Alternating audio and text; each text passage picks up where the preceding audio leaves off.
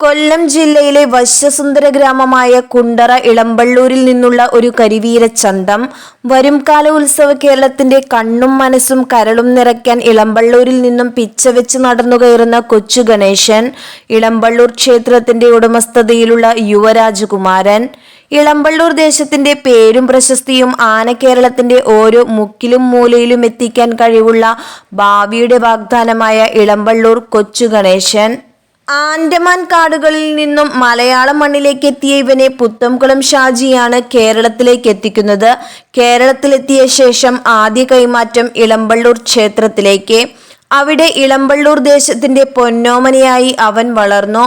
ഒരിക്കൽ മദ്യലഹരിയിലായിരുന്ന തൻ്റെ പാപ്പാന് കാവലായി നിന്ന സംഭവവും കൊച്ചു ഗണേശന്റെ ജീവിതത്തിൽ ഉണ്ടായിട്ടുണ്ട്.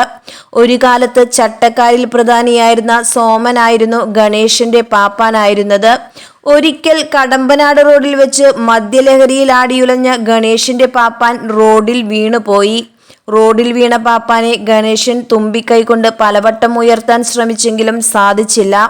ശ്രമം പരാജയപ്പെട്ടതോടെ പാപ്പാന് കാവലായി ഏകദേശം 2.5 മണിക്കൂറിലേറെയാണ് ഗണേശൻ റോഡിൽ കാവൽ നിന്നത്.